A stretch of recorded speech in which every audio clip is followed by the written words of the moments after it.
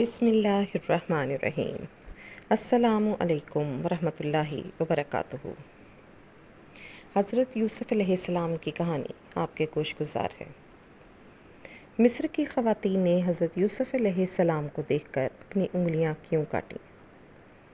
سوتیلے بھائیوں نے جب حضرت یوسف علیہ السلام کو اندھیرے کنویں میں پھینک دیا تو اس کے بعد وہ مصر کے بازار میں کیسے پہنچے؟ بازار بصر میں حضرت یوسف علیہ السلام کو کس نے خریدا؟ زلیخا کون تھی اور سچ میں سیدنا یوسف کے عشق میں گرفتار ہوئی تھی؟ زلیخا نے حضرت یوسف علیہ السلام پر کیا تہمت لگائی اور سیدنا یوسف علیہ السلام اس امتحان میں کیسے کامیاب ہوئے؟ یہ وہ تمام سوالات ہیں جن کے جواب ہم آپ کو اس ویڈیو میں دیں گے۔ اللہ تعالیٰ نے حضرت یوسف علیہ السلام کے قصے کو احسن قصص یعنی کہ تمام قصوں میں سب سے اچھا قصہ قرار دیا ہے۔ اس کی وجہ یہ ہے کہ حضرت یوسف علیہ السلام کے مقدس زندگی اتار چڑھاؤ، رنج و راحت، غم و سرور کے متجزر سے گزری ہے۔ آپ علیہ السلام کی زندگی کے ہر ایک واقعے میں بڑی بڑی عبرتوں اور نصیحتوں کا سامان ہے۔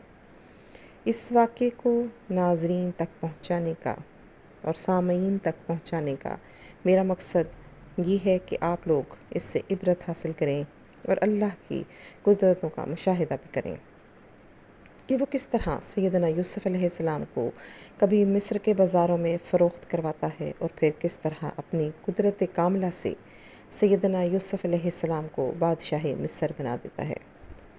ان اللہ علی کل شیء قدیر، بے شک وہ ہر چیز پر قادر ہے۔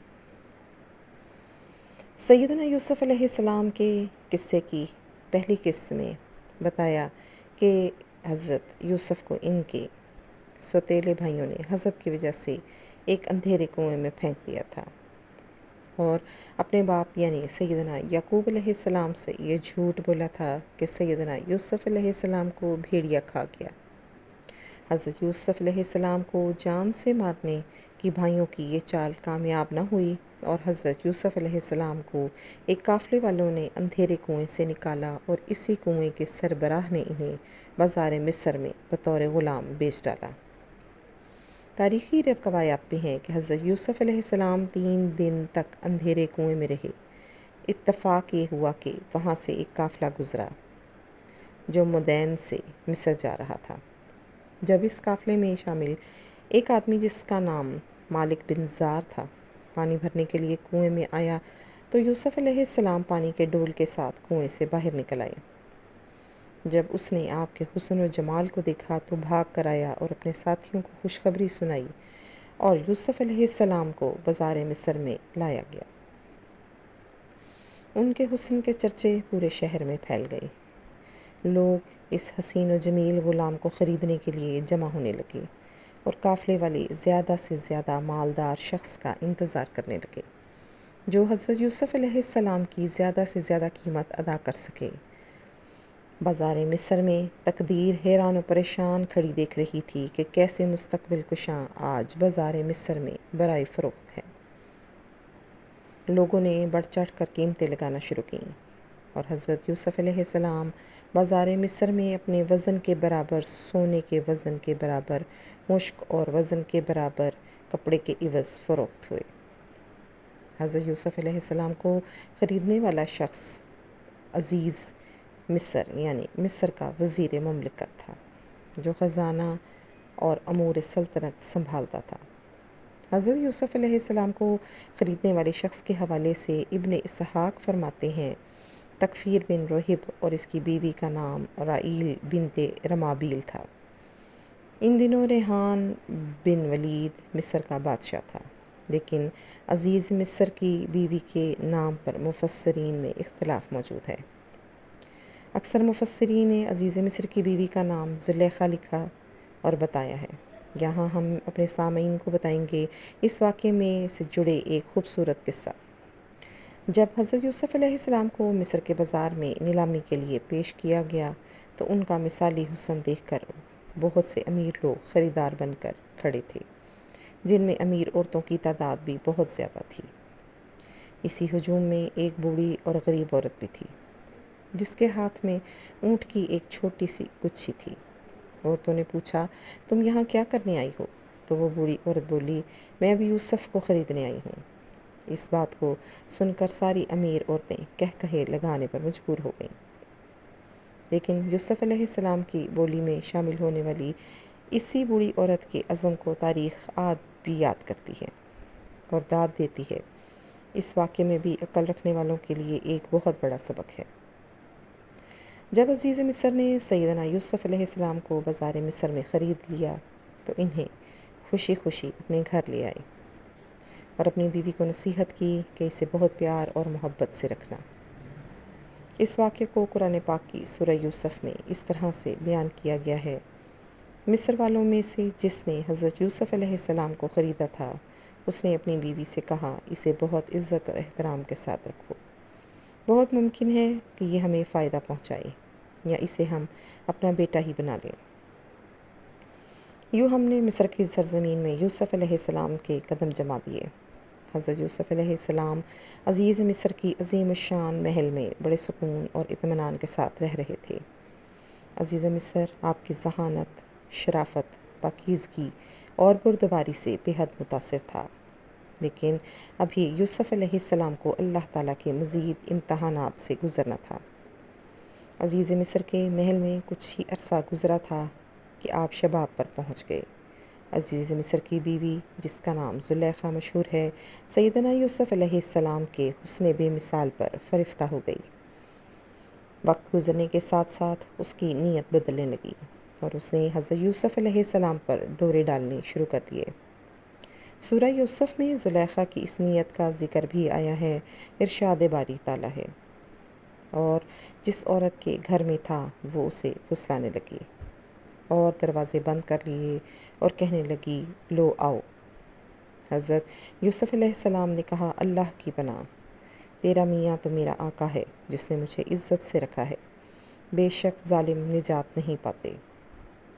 جب حضرت یوسف علیہ السلام نے دیکھا کہ یہ عورت شیطان کے چنگل میں پھنس کر دعوت گناہ پر بضد ہے تو آپ نکلنے کے لیے دروازے کی جانب بھاگے۔ حضرت یوسف میں گھائل زلیخا اس کو پکڑنے کے لیے آپ کے پیچھے بھاگی اور آپ کے ہاتھ میں سیدنا یوسف علیہ السلام کی قمیص کا پچھلا دامن آ گیا، جسے اس نے اپنی طرف کھینچا تو وہ پھٹ گیا۔ حضرت یوسف علیہ السلام زلیخا سے اپنا ایمان بچانے کی کوشش میں تھے کہ اتنے میں عزیز مصر بھی وہیں آ گیا۔ زلیخا جو حضرت یوسف علیہ السلام کے پیچھے بھاگ رہی تھی اور وہ بھی وہاں پہنچ گئی اور اچانک سے اپنے شوہر کو وہاں کھڑا دیکھ کر معصوم بن گئی اور حضرت یوسف علیہ السلام پر الزام لگاتے ہوئے بولی جو شخص تیری بیوی کے ساتھ برا ارادہ کرے تو بس اس کی سزا یہی ہے کہ اسے قید کر دیا جائے اور اسے کوئی دردناک سزا دی جائے۔ حضرت یوسف علیہ السلام نے جب دیکھا کہ زلیخا نے ان پر الزام لگا دیا ہے تو عزیز مصر کے سامنے حقیقت بیان کر دی۔ اسی حوالے سے قرآن کریم میں ارشاد باری تعالیٰ ہے، یوسف بولے یہی مجھے اپنی نفسانی خواہش پوری کرنے پر مجبور کر رہی تھی۔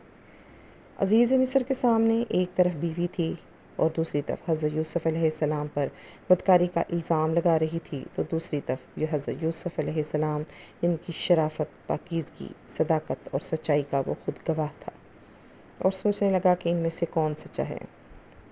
قرآن پاک کی سورہ یوسف میں ارشاد ہے، عورت کے گھر والوں میں سے ایک نے گواہی دی کہ اگر اس کا کرتا آگے سے پھٹا ہوا ہے تو عورت سچی ہے اور وہ جھوٹا ہے، اور اگر اس کا کرتا پیچھے سے پھٹا ہوا ہے تو یہ جھوٹی ہے اور وہ سچا ہے۔ حضرت یوسف علیہ السلام کا کرتا دیکھا تو وہ پیچھے سے پھٹا ہوا تھا۔ تب اس نے زلیخا سے کہا کہ یہ تمہارا فریب ہے اور کچھ شک نہیں تم عورتوں کے فریب بڑے ہوتے ہیں۔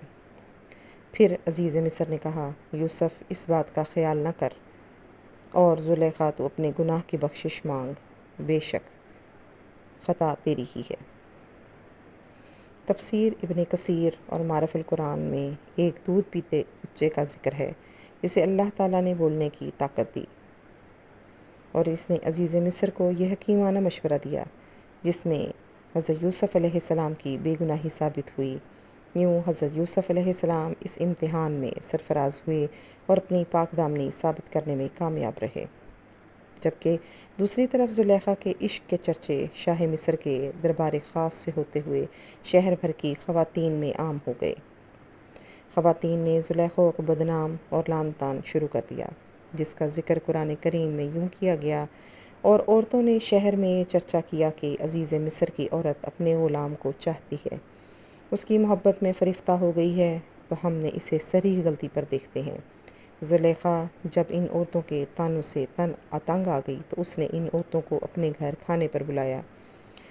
جب سب خواتین کھانے کی دعوت پر آ گئیں تو اس نے ان میں سے ہر ایک کو سیب اور چھری دی تاکہ وہ سیب کو کاٹ کر کھا لیں۔ پھر سیدنا یوسف علیہ السلام سے کہا کہ سامنے چلے آؤ۔ ان عورتوں نے جب حضرت یوسف علیہ السلام کے حسن و جمال کو دیکھا تو دیکھتی رہ گئیں۔ حضرت یوسف علیہ السلام کے دیدار میں ایسی گم ہوئیں کہ انہوں نے سیب کاٹنے کی بجائے اپنے ہاتھ کاٹ لیے اور بے اختیار کہنے لگیں، سبحان اللہ، یہ انسان ہرگز نہیں، یہ تو یقیناً کوئی بزرگ فرشتہ ہے۔ جب زلیخا نے دیکھا کہ یہ عورتیں تو خود یوسف علیہ السلام کے جلوہ حسن سے اتنی گم ہو گئی ہیں تو اس نے کہا، یہی وہ ہے جس کے بارے میں تم مجھ پر ملامت کر رہی تھیں۔ مفسرین لکھتے ہیں اس واقعے کے بعد وہ عورتیں بھی زلیخا کی حمایت کرنے لگیں، جس کی وجہ سے زلیخا کو مزید حوصلہ ملا اور وہ نڈر ہو گئی، اور وہ حضرت یوسف علیہ السلام کے خلاف سازش کرنے لگی۔ اس واقعے کے بعد حضرت یوسف علیہ السلام کے حسن کے چرچے چار جانب ہو گئے۔ ادھر قادیان میں حضرت یوسف کے والد حضرت یعقوب علیہ السلام ان کی یاد میں اشک بار ہو رہے تھے۔ اگر آپ کو حضرت یوسف علیہ السلام کا یہ قصہ پسند آیا ہو تو یقیناً آپ مجھے اپنی رائے سے آگاہ کریں گے۔ اس قصے کا اگلا حصہ انشاءاللہ تعالی میں بہت جلد آپ کی خدمت میں پیش کروں گی۔ اگر آپ نے ابھی تک میرے چینل لائف وتھ زویا کو سبسکرائب نہیں کیا تو کر لیجئے تاکہ آنے والی ویڈیو آپ کو مل سکے۔ دعاؤں میں یاد رکھیے گا۔ اللہ حافظ۔